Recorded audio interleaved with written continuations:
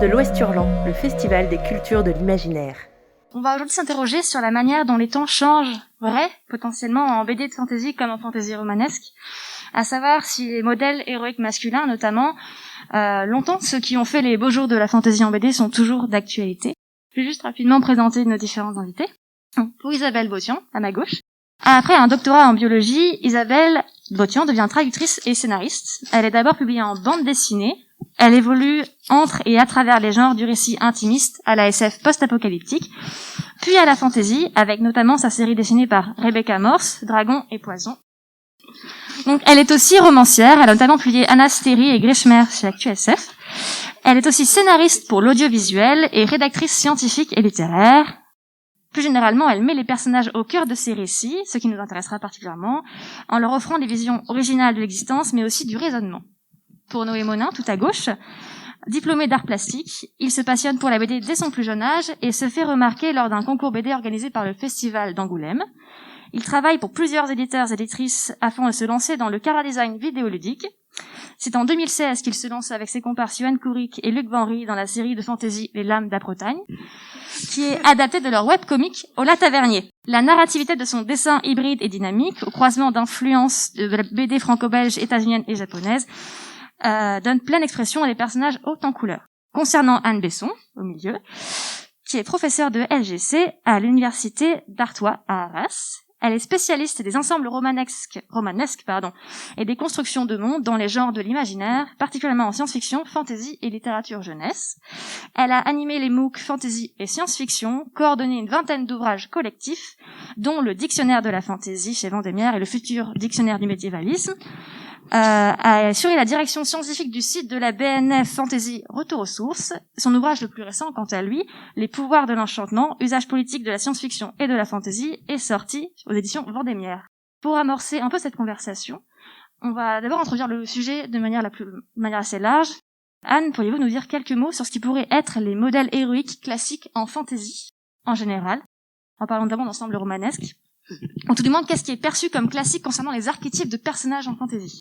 Alors, vaste question. Si on part d'une fantaisie tolkienienne, qui est peut-être le modèle de Tolkien, c'est celui qui a longtemps jeté une ombre impressionnante sur tout le genre. On va avoir le jeune élu. Ça, c'est vraiment un grand classique des ensembles romanesques ou BD de fantasy. Donc, on a un petit héros, soit un personnage, une créature un peu plus discrète, comme les hobbits, soit deux jeunes garçons issus d'un lieu reculé, comme dans La Roue du Temps, par exemple, et puis qui vont se révéler devoir porter le destin du monde sur leurs épaules pour telle ou telle raison.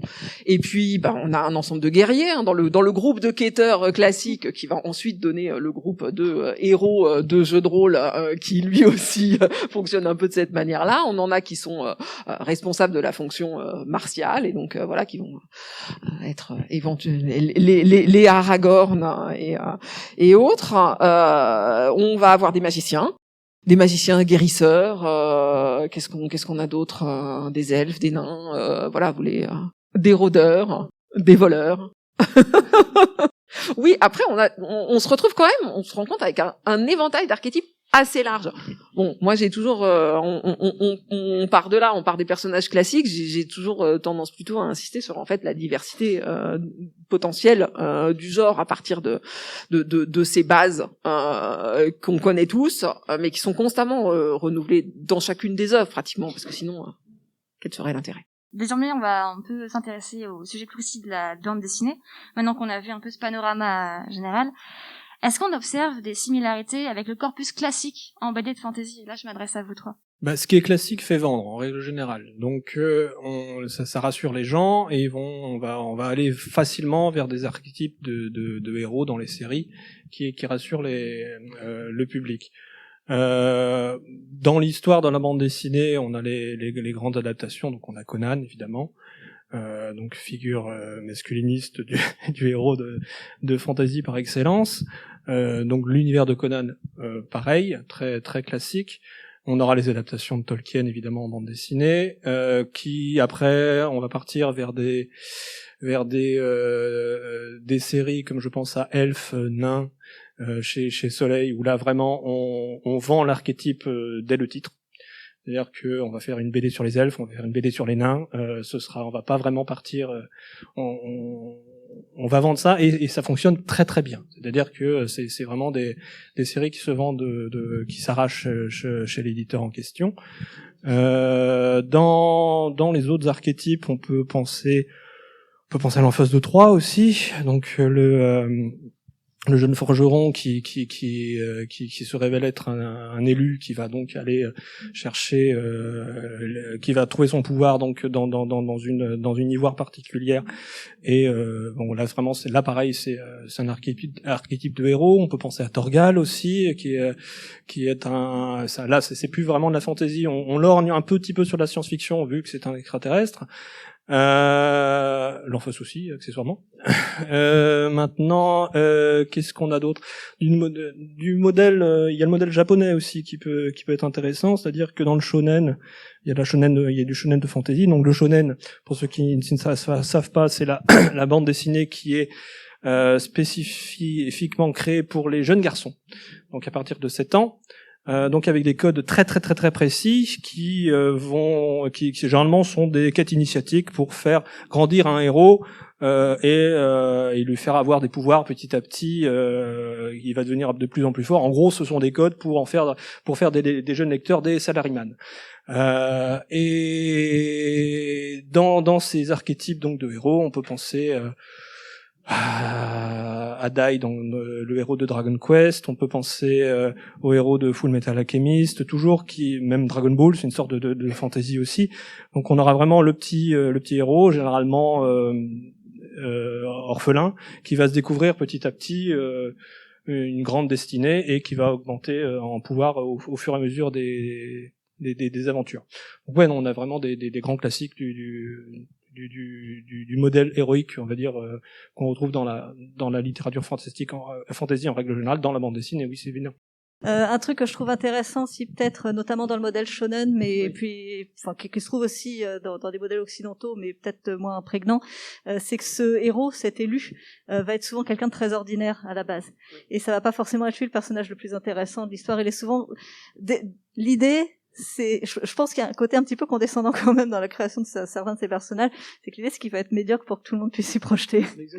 Et pour transitionner peut-être sur les modèles un peu nouveaux là-dessus, c'est souvent sur ce type de héros, on voit que les sidekicks, parce qu'il y a toujours des sidekicks autour, sont souvent vachement plus intéressants que le héros et vachement plus développés, et posent des fois la question de se dire mais pourquoi du coup c'est ce type-là, c'est souvent un type, pourquoi c'est ce type-là le héros, à quelqu'un qui l'a très bien traité, c'est pas de la fantaisie, enfin oui, non, c'est du fantastique, c'est Joss Whedon dans Buffy, où justement ça fait vraiment pas ça, donc bon déjà c'est une femme, mais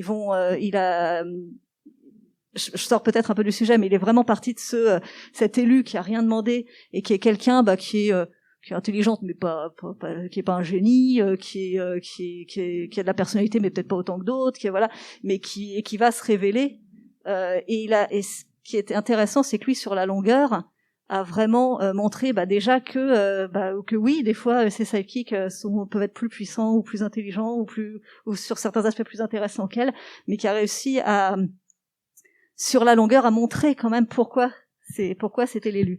Et c'est un des rares, je trouve, qui sur ce stéréotype de l'élu qui a rien demandé et qui est à la base pas quelqu'un particulièrement exceptionnel, a réussi à montrer justement le caractère exceptionnel qu'elle pouvait avoir en réalité, et à ne pas la construire en, si je peux me permettre, marchant sur la gueule des sidekicks. Et du coup, c'était quelque chose de très intéressant pour les renversements de schémas classiques, même si on n'est pas sur de la fantaisie. Mais c'est ça qui est intéressant, oui, ce que souvent ce héros n'est pas toujours le personnage le plus intéressant de l'histoire sur les schémas classiques, même sur des œuvres très très bonnes par ailleurs. on retrouvait la BD sur la fin uniquement de Buffy, puisqu'il y a eu ces séries, toute la fin a été créée sous forme de comics. Donc, qui sont très bien. Ouais, exactement. Si vous étiez fan de la série, précipitez-vous sur les BD Buffy.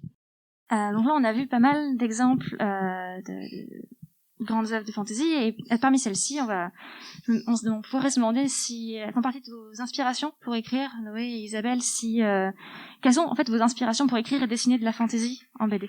Alors moi, ça m'est toujours un peu difficile de répondre à cette question parce qu'il y a pas eu une ou des œuvres qui m'ont fait dire oh là là, je veux faire ça ou je veux écrire de cette façon-là. Ça a plus été un ensemble d'approches ou de la construction des personnages ou de la narration et c'est pas forcément systématiquement de la fantasy, c'est même pas toujours du roman ou de la BD. Si je pouvais citer une BD qui est un peu dans le thème là en plus de ce dont on parle, c'est une BD qui s'appelle ElfQuest, qui avait été traduite dans les années 90, extrêmement mal traduite dans les années 90 et qui est retraduite maintenant, je vais oublier l'éditeur, mais qui avait avec un financement participatif. Et c'est assez intéressant parce que c'est une BD, si je dis pas la bêtise, c'est même la fin des années 70, je crois, les premiers. Et ça commence de manière extrêmement classique. D'ailleurs, c'est assez marrant parce que le premier tome est assez archétypal. On a des elfes qui vivent en tribu et puis qui se battent contre les méchants humains et puis ils veulent retrouver leurs origines. Et au début, c'est fait de manière très très classique, c'est un peu vieillot. Et en fait, très très rapidement, cette série a pris une direction complètement différente en renversant complètement tous les stéréotypes, tous les clichés, tous les tropes de la fantasy classique. Il y a notamment un travail extraordinaire déjà je rappelle qu'on est sur la fin des années 70 quand même sur la notion de genre, typiquement c'est une notion, c'est une société guerrière et tribale et guerrière, et mais chacun est employé dans cette tribu en fonction de ses capacités, quel que soit son genre, quel que soit son âge. Il y avait toute une réflexion sur les formes sur le couple, sur l'amour, sur les préférences sexuelles. Il y a notamment une scène qui est assez remarquable parce qu'il avait choqué à l'époque où avant la grande bataille, il y a ils couchent tous ensemble et en fait c'est totalement justifié, c'est que c'est des sociétés avec un nombre réduit d'individus et donc l'idée c'est qu'ils vont tous coucher ensemble pour essayer de faire des enfants qui vont remplacer les guerriers et les guerrières qui tomberont au combat. Et c'est une scène qui était assez marrante. Les auteurs avaient fait parler du fait que ça avait choqué, alors que parce que c'est vrai que c'est une scène d'orgie si on peut le voir comme ça, alors qu'en fait c'est juste de l'humour, de l'amour libre et totalement de l'humour, pourquoi pas, chacun ses kinks. Pas de kink shaming, il y a peut-être des gens qui aiment la farce donc c'est totalement libre et sain, mais ça n'avait jamais, c'est une série qui était lue par beaucoup d'adolescents, voire d'enfants, et donc ça avait beaucoup choqué, alors peu de temps avant cette scène-là, il y avait des scènes ultra violentes qui n'avaient choqué personne, mais c'était très intéressant parce que même si c'était pas la thématique, en fait ça montrait que parmi tous ces gens, il y en a qui restaient dans un couple très exclusif, il y en a qu'on connaissait très amoureux depuis le début, on avait vu leurs histoires d'amour, mais ils changeaient de partenaire, et même c'était le partenaire de l'un qui disait tu devrais aller voir cette personne, elle aurait besoin que tu fasses du sexe avec, et c'était fait de manière vraiment subtile, ça renversait complètement les codes. Et donc ça, c'était une scène qui était assez emblématique, mais toute la série fait ça sur plein de thématiques différentes. Et ça, si je devais citer une inspiration sur justement le fait de prendre les codes pour les renverser, je trouve que c'est vraiment un très très bon exemple. C'est une série qui est assez exceptionnelle de ce point de vue-là. Elle a un peu vieilli sur certains aspects, mais je la conseille hautement.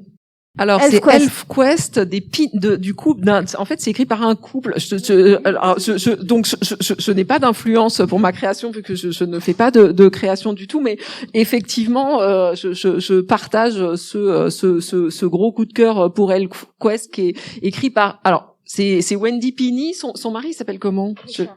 Wendy et Richard Pini, mais Wendy Pini, c'est vraiment une personnalité pour moi qui m'intéresse à la place des femmes dans le monde de la fantasy et la manière dont elles ont pu se réapproprier les codes. Elle est tenante du titre du meilleur cosplay de Red Sonja. pendant genre 10 ans. C'est une femme, elle est sublime et elle est en culotte de côte de maille sur tous les dans toutes les conventions et par ailleurs elle écrit cette super BD. Et donc c'est vraiment parce que Red Sonja, on peut se dire que donc le comics tiré de cette femme guerrière qui est aux côtés de Conan, qui apparaît chez Howard, mais qui a vraiment été développée par les comics et dont on se dit c'est le modèle même de ce à quoi on ne veut pas s'identifier en tant que femme, avec ces gros seins, un scénario de Rape and Revenge, vraiment un truc qui a priori ne fait pas du tout envie, sauf que c'est précisément à travers ce personnage-là, c'est-à-dire un archétype de guerrière hypersexualisée, que plein de femmes sont venues à une réappropriation de leur place dans ce milieu-là, en disant ok, c'est créé pour des hommes et pour que des hommes se rincent l'œil, et moi je vais en faire un instrument de pouvoir qui va me permettre de me faire une place ici et de le retourner et de le contourner. Et donc enfin voilà, je trouve ça intéressant qu'elle soit à la fois cette reine du cosplay et cette super scénariste de d'ElfQuest, dont effectivement à la fois les intrigues et puis l'esthétique ont vraiment été des étapes très très importantes dans l'histoire de la BD américaine. Il faut juste passer le premier tome, qui est un peu. Non, il est pas pourri, mais il est stéréotype. Il est. Ouais. Alors, je n'ai pas lu ElfQuest, donc je suis un peu paumé, mais je connais la bande dessinée. C'était quoi la question déjà, Marie? Ah oui. Comment écrire mes influences? On va partir un petit peu des lames de la Bretagne là, du coup, parler des lames de la Bretagne là du coup. Je suis pas parti d'influences que j'ai eues dans le genre pour faire les lames de la Bretagne avec Luc et Johan. On est parti de notre quotidien à nous, c'est-à-dire que la série est née sur mon blog de bande dessinée avec nos avatars respectifs en fait. Donc il y avait le mien, celui de Luc, celui de Johan, et à partir de là et de ce qui nous arrivait dans la vraie vie, on adaptait ça dans un univers fantasy et on en faisait des gags. Donc ça a duré de 2011 à 2013. On a une bonne cinquantaine d'épisodes qui étaient sur mon blog. Et autour de ça, donc l'univers s'est créé petit à petit. Il y a des persos secondaires qui sont arrivés, qui sont devenus récurrents, des antagonistes qui sont arrivés aussi, mais toujours à partir d'un truc qui nous était arrivé dans la vraie vie. Et donc, comme l'univers s'est créé autour de ça, on s'est dit, et comme une communauté de lecteurs et de lectrices qui s'est arrivée sur le blog, on a dit, on va en faire une bande dessinée, on va aller proposer ce projet-là aux éditeurs pour voir ce que ça peut donner. On a réussi donc à intéresser Casterman, et on n'a pas donc publié comme généralement à l'époque les gens publiaient ce qui était déjà fait sur le blog. Là, on a dit non, on va pas faire ça. Comme ce qui est sur le blog reste sur le blog, parce que ça c'était des épisodes qu'on pouvait lire à la verticale en fait, qui étaient inadaptables en bouquin. Donc on s'est dit on va tout refaire, on va garder les mêmes personnages, on va garder le même univers et on va écrire donc notre quadrilogie à la base, qui est devenue une trilogie après.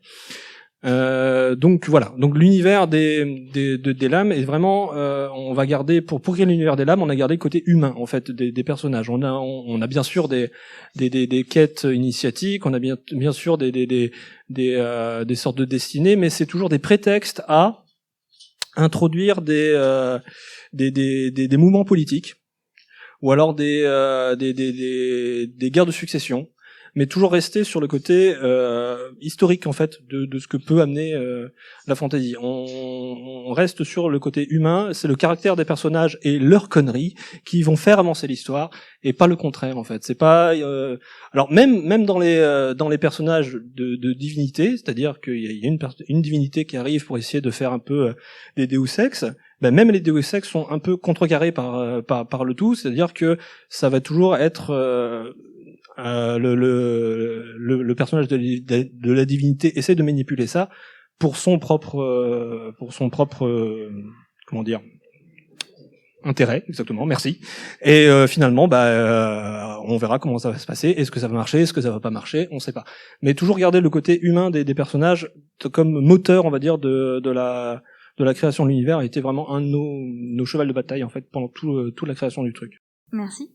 L'archétype qui me venait naturellement en écrivant la question et qui là est fortement pertinent, c'est je me demandais est-ce qu'on peut faire un petit quid de l'archétype de la femme forte, justement. Isabelle? Je me demande ça parce que j'ai traduit un article qui parlait de la femme forte. En fait, quand je m'essayais à la traduction, j'ai traduit un article d'une autrice américaine qui s'appelle I Hate Strong Female Characters.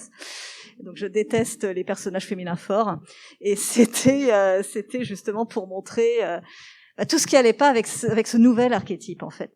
Ce qui se passe, c'est que, je sais pas exactement, tu sauras peut-être mieux que moi historiquement comment ça s'est fait, mais il y a de plus en plus de demandes pour des personnages féminins qui sortent disons de l'archétype de la demoiselle en détresse ou de la mère ou de la pute ou voilà, enfin tous ces trucs plus ou moins pertinents, plus ou moins choquants. Et du coup, les gens ils se sont dit super, on va faire des trucs féministes, on va faire une femme forte. Alors personne ne sait ce que ça veut dire. Pour les personnages masculins, il y a pas le héros fort. Il y a des héros où on va dire effectivement le héros il va être quoi? Il va être résilient, ou il va être courageux, ou il va être comment on dit sans peur. Il va avoir il va être très intelligent. Il va pas être fort. On se pose même pas la question. Et donc le problème des femmes fortes, c'est que c'est des personnages qui sont construits uniquement autour de cette épithète. Et qui en viennent à devoir représenter quasiment tout leur genre. Je parlais au début de la conférence du héros et de ses sidekicks. Les sidekicks, souvent, va y avoir typiquement l'intello, le costaud, le rigolo, le sage et la gonzesse. Voilà. Donc la gonzesse, son archétype, c'est que c'est la gonzesse. Et donc elle se retrouve. Alors il faut que ce soit une gonzesse, mais en même temps il faut qu'elle soit forte. Donc il faut qu'elle soit courageuse. Mais qu'elle ait quand même sa petite sensibilité, qu'elle craque un petit peu de temps en temps. Il faut qu'elle soit sage, maternante, mais en même temps il faut qu'elle soit un peu chieuse. Et en fait c'est souvent ça va donner des personnages qui sont absolument détestables en plus je trouve parce qu'ils n'existent pas en fait. C'est des personnages très, très pénibles et qui sont juste des séries d'émotions pas toujours logique, c'est des personnages qui sont très très mal construits souvent. Et un exemple qui a été donné, alors qui est plutôt un exemple de bon personnage féminin, son nom m'échappe, la copine de Captain America qui a Scarlett Johansson. Black Widow. Carter, c'est quoi son prénom? Peggy Carter, voilà, merci. Merci. Et donc qui est un bon personnage. Mais la manière dont elle est introduite, l'exemple que donne cette autrice dans cet article, c'est la manière dont elle est introduite. En fait, déjà, elle arrive, il y a quelqu'un qui lui fait une remarque sexiste, elle lui éclate la gueule. Bon, admettons, on parle quand même d'une des rares femmes officiers des années 40, donc je pense qu'elle a quand même, ça devrait être quelqu'un qui maîtrise un peu mieux ses nerfs que ça, mais admettons, voilà, c'est une officier, elle a besoin de montrer son autorité et tout. Mais juste après ça, en fait, donc il y a eu un autre personnage qui est là et qui a embrassé Captain America. Cet autre personnage dont j'ai oublié le nom, on est là uniquement pour embrasser Captain America, elle n'a aucune existence à part ça. Et donc Peggy, elle est jalouse. Ils sont même pas ensemble, hein. D'ailleurs, il me semble à ce stade, juste du brouski. Ils sont jamais ensemble de toute façon, oui, bien évidemment, je suis bête. En fait, non, mais dans le dessin, il y a des trucs sur les dessins animés, sur les multivers. Enfin, bref, peu importe. Donc, ils ont un vague intérêt l'un pour l'autre. Il s'est fait embrasser, c'est même pas lui qui l'a embrassé, il s'est fait embrasser par une autre nana. Évidemment, elle est jalouse, cette femme des années 40 qui a réussi à monter les échelons de l'armée et tout. Elle est jalouse et elle perd ses nerfs. Et qu'est-ce qui se passe? Alors, je sais plus exactement ce qu'il fait pour mériter ça, mais il doit dire un truc qui plaît pas. Elle a une arme dans la main, lui, il a le bouclier qui, à ce stade, est un prototype. Et qu'est-ce qu'elle fait? Elle tire sur lui. Elle déverse son chargeur sur lui, et lui, il remonte le bouclier, ouf, le bouclier, il marche dedans. Alors, c'est censé être une scène un peu rigolote, mais imaginez ça avec un personnage masculin. Ça, c'est la scène d'introduction du grand méchant. Parce que c'est un gros psychopathe. Et elle, on est censé trouver ça drôle parce que la petite meuf un peu hystéro, et puis elle est jalouse et tout ça, elle a juste failli buter le gars qui a rien fait parce qu'elle a pas eu la maîtrise de ses nerfs. Et là, c'est un problème enfin, je trouve qu'on est à la limite de la faute professionnelle à ce stade.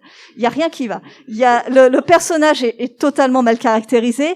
D'un point de vue narratif, ça n'a aucun sens parce qu'effectivement, même si c'est un film assez léger, on n'est pas sur de la farce, on n'est pas. Ça, c'est des genres de trucs qu'on peut placer dans des farces, dans des satires, voire dans des trucs totalement fantasmés. Le problème, encore une fois, c'est pas qu'on mette en scène des personnages comme ça, c'est de les mettre en scène de manière différente des personnages masculins.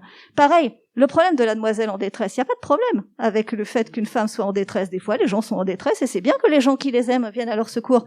Le problème, c'est déjà cette surutilisation et le fait que ces personnages ne sont définis que comme ça.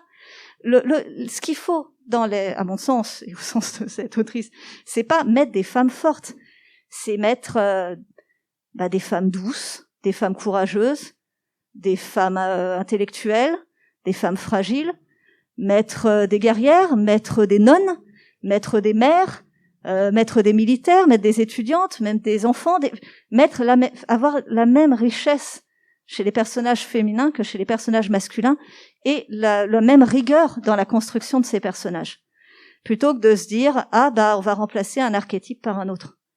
Encore une fois, l'archétype de la demoiselle en détresse, on en a marre parce qu'il a été surutilisé, mais il peut très bien être utilisé de manière justifiée et pas sexiste. Le souci, c'est cette différence de traitement. Et on pourrait parler, là je suis peut-être pas légitime pour en parler, mais on pourrait parler aussi du traitement des personnages noirs, aussi, ou racisés d'une manière générale, où ça va être l'asiatique c'est le sage, il y a des trucs à dire aussi là-dessus. Mais souvent, et souvent ce personnage de femme fort en plus va être mise en avant comme si elle était meilleure que les hommes en tout, mais au final c'est quand même le mec le héros. Donc c'est catastrophique en fait. Vaudrait mieux qu'elle soit plus faible que lui, parce que là ce que ça implique, c'est que elle est plus balèze que tout le monde. C'est ce qu'on appelle, c'est le syndrome Trinity, référence à Matrix. Elle est plus balèze que tout le monde. Et pourquoi c'est pas elle l'élu? Donc après ça va être plus ou moins justifié encore une fois. Mais voilà, c'est ce souci avec le personnage. On peut pas résumer on peut utiliser les archétypes, mais après il faut construire un vrai personnage derrière. Et on peut pas juste se défausser d'un archétype négatif en disant qu'on va en faire un qui a l'air plus positif en surface, mais qui au final est encore n'a aucune existence et est encore un objet de fantasme, soyons clairs. C'est long, je suis désolée. J'ai fait court, l'article était beaucoup plus long que ça, je suis désolée. Comment tu veux passer après ça? Un peu de mise en perspective historique, puisque on part d'un état qu'on a rappelé tout à l'heure où il n'y a pas de femmes dans les archétypes que j'ai posés au départ chez Tolkien. Il y a une reine elfe et il y a une fille de roi qui mène un combat, et elles sont moins importantes dans le livre que dans le film. Dans le Hobbit, il y a littéralement aucune femme. Enfin, il y a Bédor qui passe, c'est d'aller dans le Seigneur des Anneaux. Dans le Hobbit, donc voilà, on part quand même, on part de loin. Et effectivement, à un moment, on se dit alors il faut qu'il y ait une femme, et elle va être la version féminine d'un archétype masculin. Ça va être la magicienne, très essentiellement.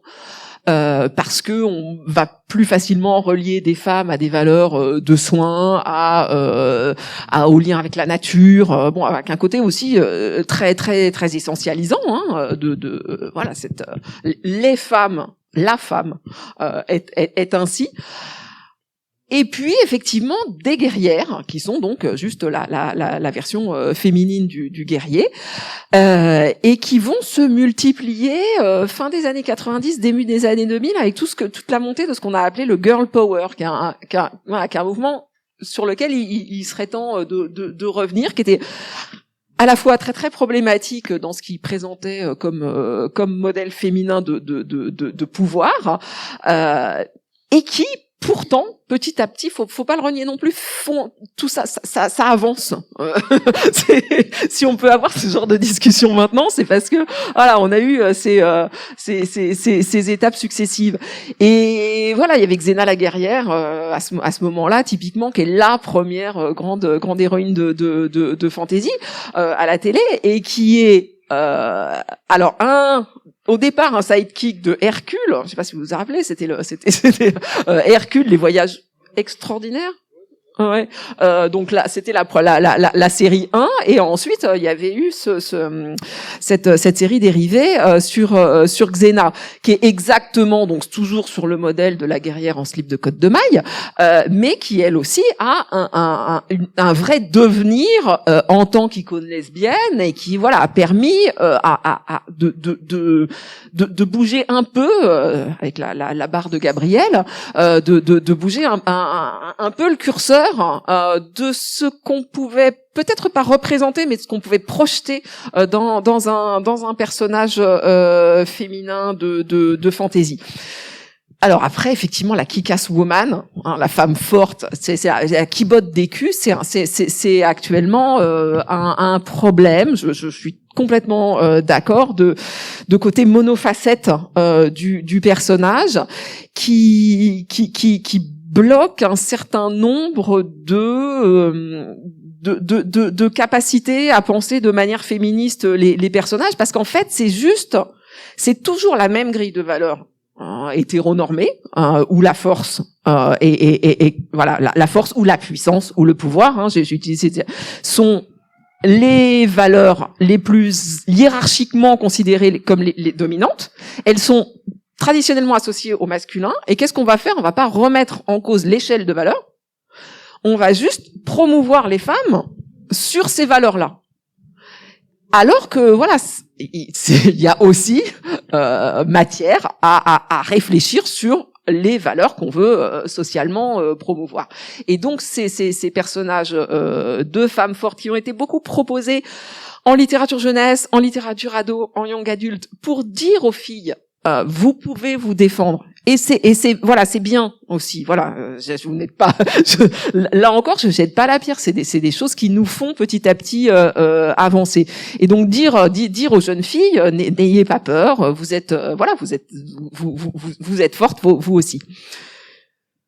Sauf que, moi, j'ai toujours des étudiantes chaque année, j'en ai 5 qui viennent me dire, je voudrais travailler sur les nouvelles figures féminines de l'imaginaire. Et alors, qu'est-ce que vous entendez par nouvelles figures féminines, mademoiselle? Eh bien, donc, les femmes fortes. Alors, ok.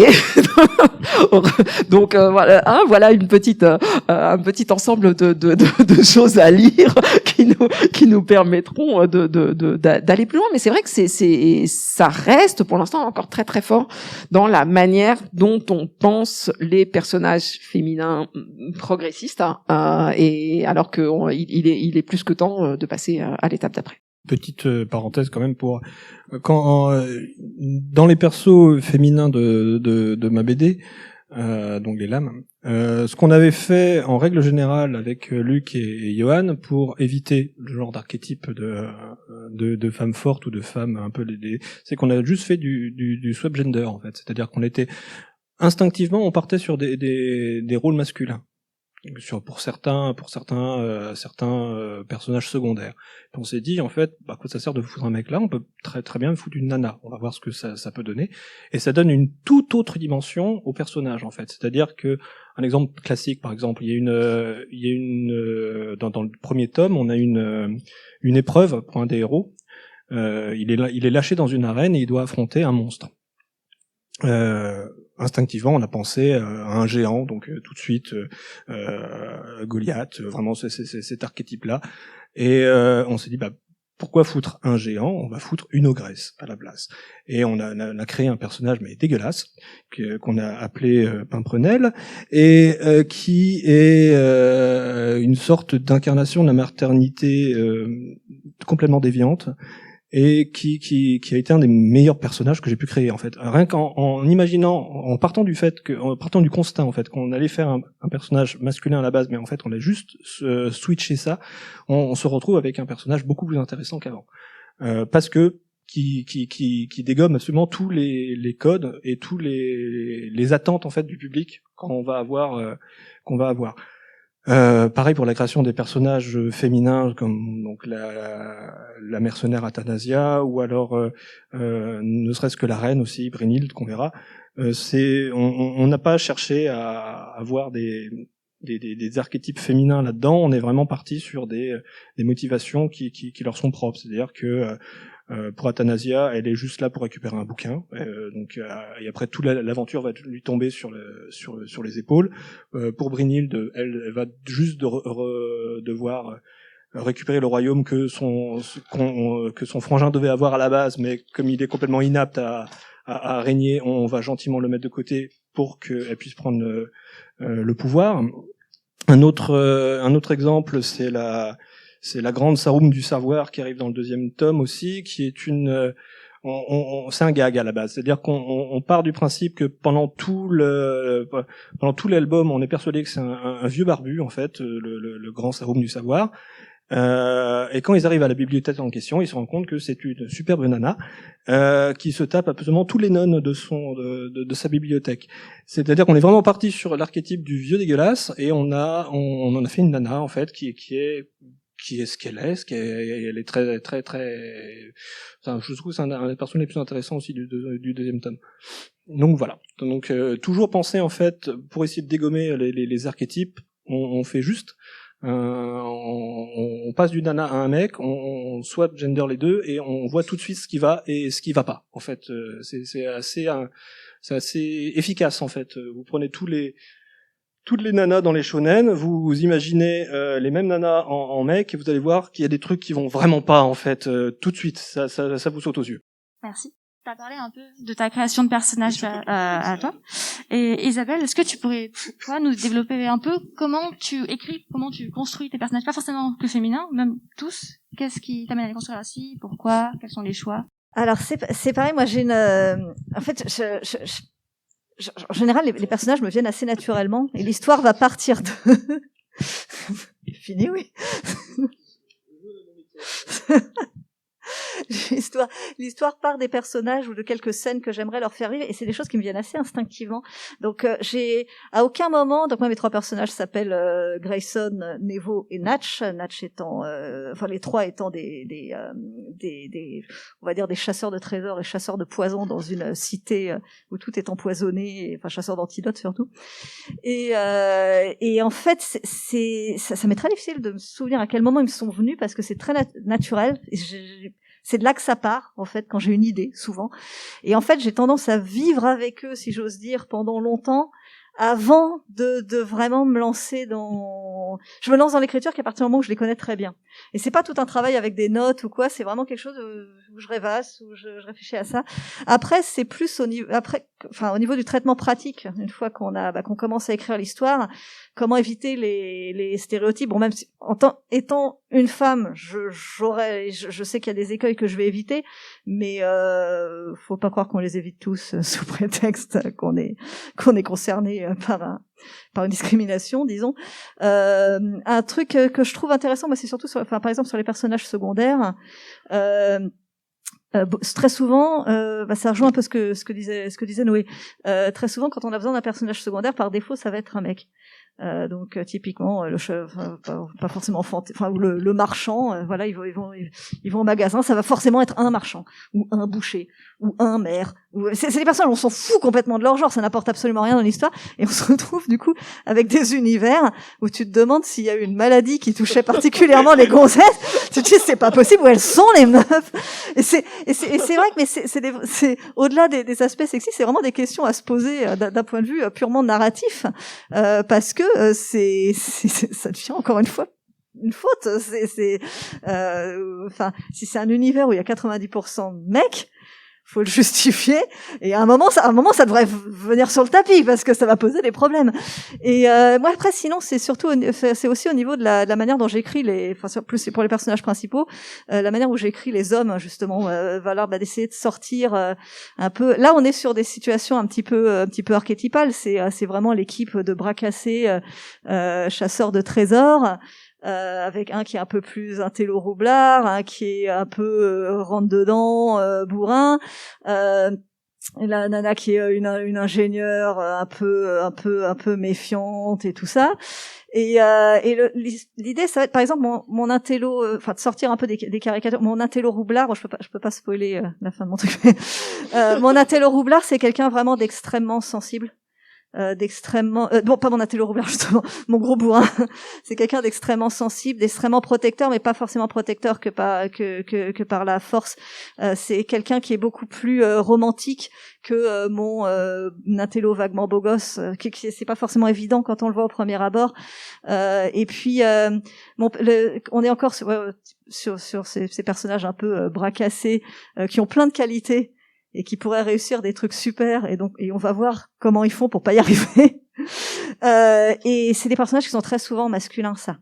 Et là, on a vraiment un trio, et donc on a 2 hommes et une femme, et le personnage féminin est carrément là-dedans. C'est quelqu'un qui est très intelligent, qui en plus est une bonne guerrière et tout ça. C'est pas la femme forte, hein. Je veux dire, c'est une bonne guerrière parce qu'elle a besoin, c'est son métier.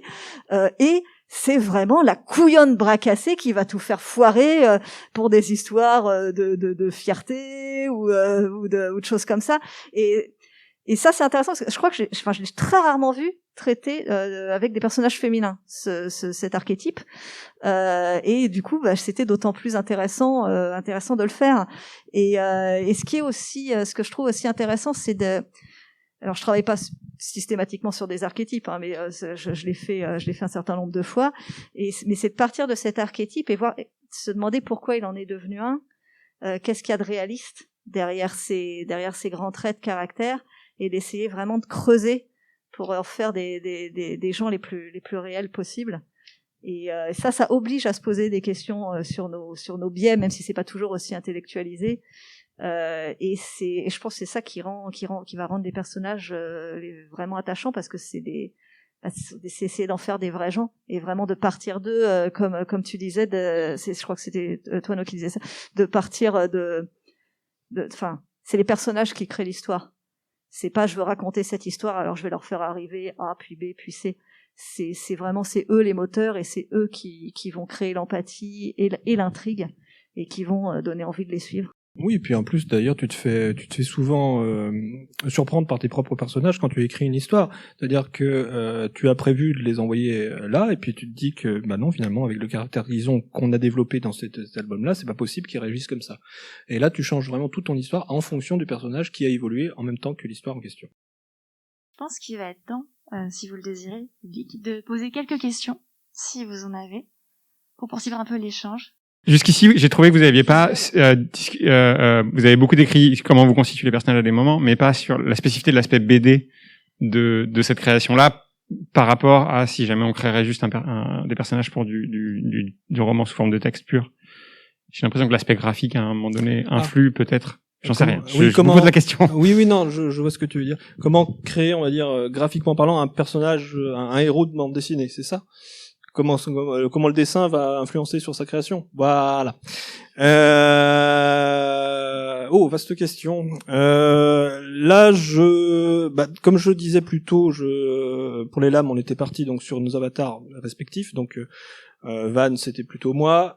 Faust, c'était plutôt Luc. Donc très clairement, là, je me suis vraiment inspiré de nos physiques respectifs pour partir là-dessus. Puis après, on les a un petit peu pimpés ou pas. Non, Faust comme c'est le gamin des rues, je suis vraiment parti sur un mec beaucoup plus rachitique que Luc l'est en vrai, avec beaucoup de cicatrices visibles, intérieures et extérieures, alors que Van, lui, c'est le mec qui a grandi avec une cuillère d'argent dans la bouche, donc il est nickel. Un peu trop d'ailleurs, sauf dans sa tête où il est vraiment très barré. Sinon, pour créer j'aime bien créer en fait une distance entre ce qu'on attend du héros, par exemple, là je pars sur 5 avril, donc ma nouvelle série, qui a été donc écrite par Michel Bussy et Fred Duval, qui accuse un petit peu leur âge, et du coup, des fois, il s'attendait vraiment à avoir un héros classique. Donc pour faire ça, donc là je suis vraiment parti sur quand j'ai créé Avril, je suis vraiment parti sur il s'attend à un héros classique, c'est-à-dire un héros de KPDP. À chaque fois qu'on imagine un héros de KPDP, on pense à Errol Flynn, à des trucs comme ça. Moi je suis vraiment parti sur le contre-pied total de ça. Je suis vraiment parti sur une crevette assez naïve, très maladroite, rousse, alors qu'il était censé être brun à la base. Il y a eu c'est un garçon. C'est une crevette. Et c'est-à-dire qu'il est assez malingre en fait, et assez dégingandé. Vraiment, on s'imagine pas qu'il puisse être le héros tout puissant en fait de cette aventure là. Il est en fait, c'est censé être un intello, donc il a vraiment pas eu ce côté physique, on va dire, dans son cursus. Donc j'ai vraiment pris ça en compte en fait. Donc une fois de plus, j'ai pris un de mes potes comme modèle, hein, que j'ai un peu pimpé aussi. Et du coup, voilà, c'est vraiment très important pour moi d'avoir cette incarnation physique pas très loin de moi, parce que je peux, comme je suis très observateur, parce que je vois très mal, donc je reste regarder les gens assez souvent, parce qu'une sorte d'épée de Damoclès au-dessus de ma tête, c'est-à-dire que je vois rien de ce côté-là, et en plus je fais de la tension oculaire, donc je peux perdre ma vue assez facilement. Donc j'observe beaucoup les gens pour garder ça, et j'enregistre leurs mouvements, j'enregistre leur façon de faire, et c'est très pratique après quand je crée un personnage en bande dessinée, c'est-à-dire que j'ai tout l'incarnation en fait des personnages dans ma tête. Donc c'est beaucoup plus facile à faire, de créer, de pas partir sur des stéréotypes en fait de position, de jeu en fait des personnages. C'est-à-dire que comme j'observe beaucoup mon entourage, je retranscris, on va dire, dans mes personnages de création. Voilà. Alors moi sur l'aspect graphique, moi je ne dessinant pas du tout, je ne sais pas trop.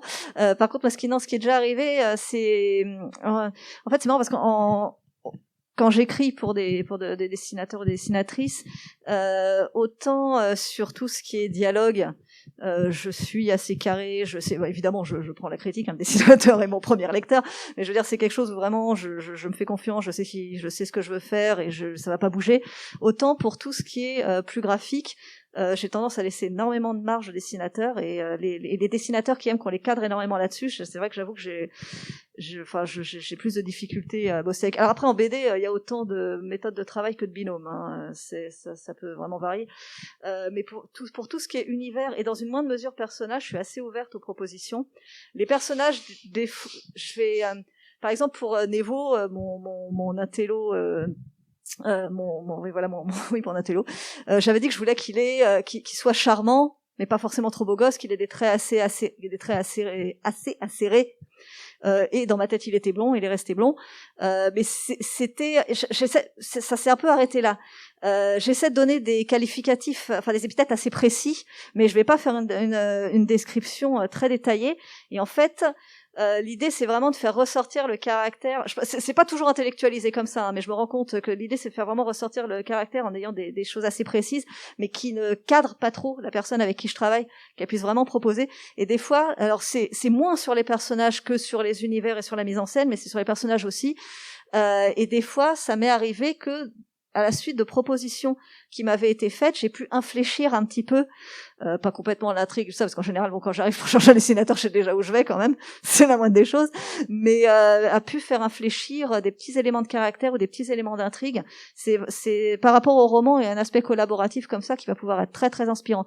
Par contre, d'où l'intérêt de se mettre d'accord dès le début sur les points sur lesquels on collabore, les points sur lesquels on est vraiment ouvert à intrusion, si j'ose dire, de l'autre personne, et les points sur lesquels faut pas trop toucher, des deux côtés, hein, bien sûr.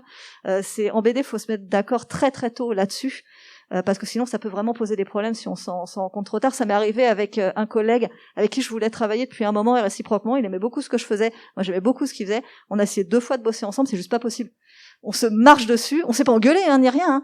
Mais je veux dire, moi la manière dont il travaille est super intrusive pour mon écriture, et moi la manière dont je travaille le bloque dans son dessin.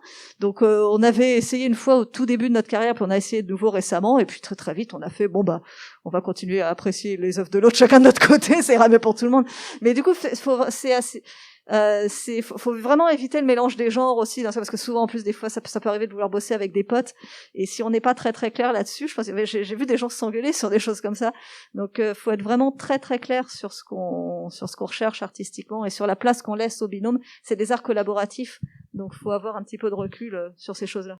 Peut-être une seconde. Oui, voilà, merci. Quand tout à l'heure vous avez abordé la question du héros masculin et des stéréotypes féminins qui pouvaient être fixés, même quand on essaye d'insérer le personnage féminin en voulant bien faire, et donc en créant cette image de la femme forte qu'on voit par exemple avec Brienne dans Game of Thrones ou ce genre de personnage-là, j'ai eu un nom qui n'a pas arrêté de me revenir en tête pendant tout le long, c'était Ursula Le Guin, ou Ursula Le Guin, je sais jamais comment on le dit. Et du coup, je voulais l'amener ici parce que c'est quand même une des narratrices du XXe siècle qui apporte le plus de réponses à ce niveau-là. Elle essaye de créer le personnage féminin romanesque et donc la structure romanesque qui s'adapte aux problématiques propres à la condition féminine. J'ai lu tout le cycle de Terre-Mère, par exemple, d'elle, donc qui est un univers de fantasy qui se passe dans un archipel avec des sorciers, avec de la magie qui existe. Dans le premier, le sorcier de Terre-Mère, dans le premier tome donc de cet univers, elle arrive à créer un héros masculin. Elle montre qu'elle sait le faire et bien le faire. C'est un héros masculin avec sa quête initiatique, qui va découvrir ses pouvoirs, qui va devenir archimage, et j'en dis pas plus pour pas spoiler. Hein. Et plus tard dans ces volumes, elle arrive à créer ce personnage de Théanu, dont le destin c'était d'être la grande prêtresse sur une île. Et finalement, la conclusion de son bouquin, c'est qu'elle a réussi, ce personnage est amené à choisir son destin. Et en fait, créer un personnage qui renvoie à la condition féminine telle qu'elle est, c'est une problématique littéraire, une vraie problématique littéraire. Et moi, j'ai vraiment pensé à Ursula Le Guin. D'ailleurs, j'encourage vraiment tout le monde à la lire, parce que c'est vraiment une œuvre renversante à ce niveau-là. Oui, tout à fait. Je peux que vous rejoindre. Mais en fait, elle a beaucoup évolué en fait. Moi, je dis plutôt Le Guin, mais effectivement, elle demande à ce que ce soit plutôt dit qu'elle est bretonne. Enfin, le nom est d'origine bretonne. Mais elle a évolué au fil de sa carrière. C'est-à-dire qu'elle a commencé effectivement par écrire des personnages plutôt masculins, sans tellement se poser la question.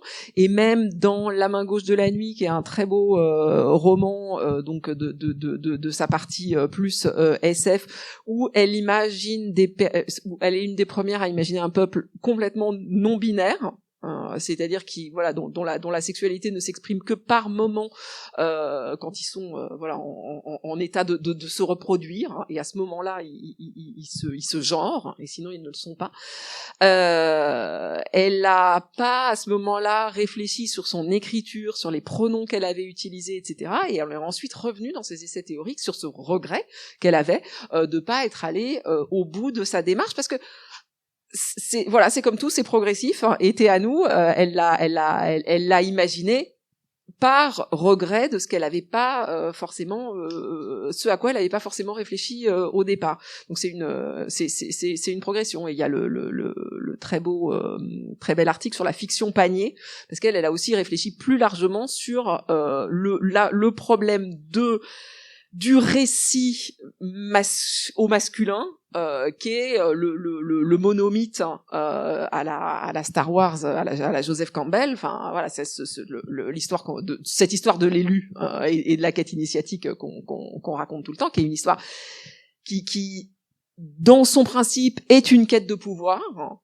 Et là encore pose la question des valeurs héroïques qu'on veut transmettre, parce que on n'a pas tous à viser à sauver le monde, quoi. Voilà. Donc moi, c'était juste une curiosité que j'ai sur justement les personnages. Ça m'a beaucoup intéressé ce que vous avez raconté d'ailleurs.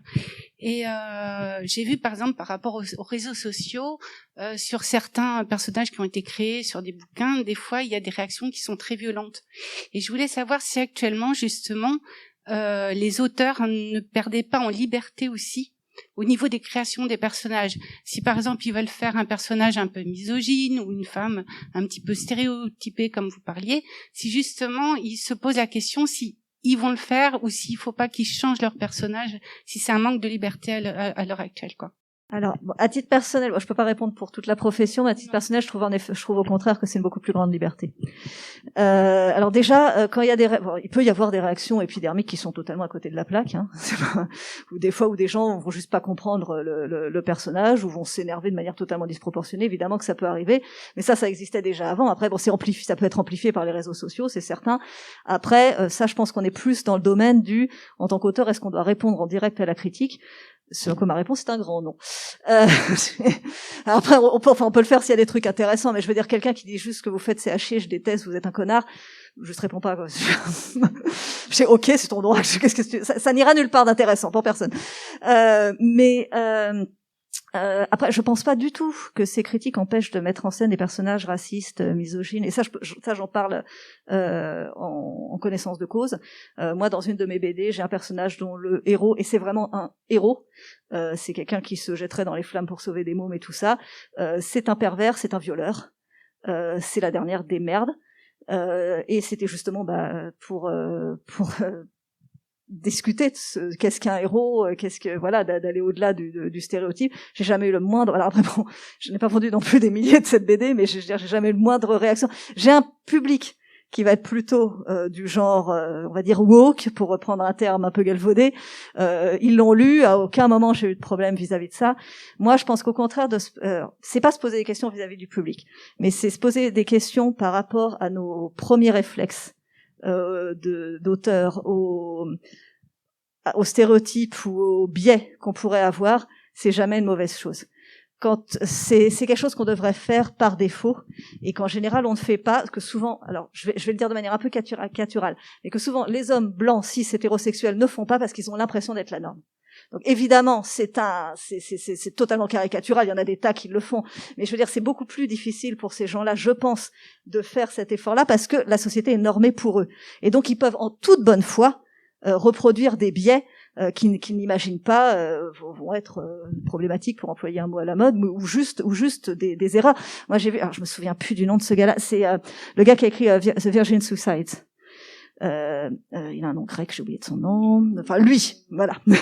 C'est bon, un très bon auteur. Il y a un moment, c'est un extrait de ses livres, Middlesex, voilà, un extrait de ses livres a fait réagir sur les réseaux sociaux, pas de manière très méchante, tout le monde s'est foutu de sa gueule.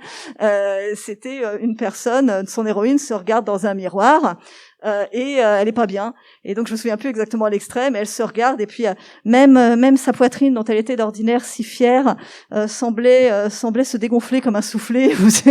Et c'était un truc totalement ridicule. Mais c'est quelque chose qu'il a fait en toute bonne foi parce qu'il a ses biais, et je pense que dans sa tête, une femme pouvait être la femme pouvait faire cette erreur. Et en fait, le truc, c'est à partir du moment où on se pose les questions de nos biais, et pourquoi pas, bon, après la question des sensitivity readers, comme on dit, et encore une autre question, mais prendre des consultants pour nous faire relire. Et dont on prend ou non les conclusions, évidemment, hein, c'est nous l'auteur, ça peut jamais nous faire de mal. Au contraire, ça va nous faire réfléchir et nous faire éviter des fautes comme ça. Et le jour où on veut faire quelque chose de provocateur, le jour où on veut montrer un personnage qui est vraiment un enfoiré, le mettre en scène, voire créer l'empathie avec ce personnage, on sait ce qu'on fait et on a les billes derrière pour répondre à la critique. Tandis que si on a juste reproduit par paresse intellectuelle, tout à fait involontaire, des biais, là on risque de le prendre mal parce qu'on va se faire défoncer et on saura pas justifier ce qu'on a fait parce qu'on a juste fait preuve de paresse. Et moi, honnêtement, à chaque fois que j'ai réfléchi à mes biais, j'ai un livre où l'héroïne est noire et donc où au début je voulais juste mettre une noire parce que j'en avais marre de voir des blancs partout. Le fait est qu'au bout d'un moment, se sont posées des questions où en tant que blanche, j'avais pas forcément l'expérience de ça. J'ai dû réfléchir à mes propres biais. À des fois, quand je mettais en scène des choses qui pouvaient être un peu limites, j'ai des scènes qui pourraient être un peu limites dedans. J'ai dû réfléchir encore plus à la manière dont je les mettais en scène. Et je pense au contraire que ça a vraiment enrichi mon œuvre. Que ça, je pense que les œuvres, je veux dire, en général, sont enrichies quand on fait ça. Et voilà, honnêtement, je pense que c'est plutôt une bonne chose. Après qu'il puisse y avoir des réactions démesurées et des réactions de meute sur les réseaux sociaux, ça c'est certain. Et elles sont pas toujours intelligentes. Mais honnêtement, je pense pas que ce soit une perte de liberté pour les auteurs. De manière subtile, j'ai donc signifié que la fin du temps était arrivée. Voilà. Merci à vous trois. Mais c'est parfait. Merci à vous trois beaucoup pour ces réponses. Merci pour ces questions et votre attention. On vous retrouve donc bientôt au chapiteau pour les dédicaces, il me semble. Une autre conférence ensuite. Si vous voulez présenter vos heures de dédicace. Oui, j'ai une conférence de 17 à 18, donc moi 18h en dédicace. Quelle heure? Il est 16h35. Ah bah dans 5 minutes, je suis là-bas pour dédicacer ce que vous voyez là. Alors que moi, je vais aller au musée de Rennes voir l'exposition sur le celtisme. Merci beaucoup.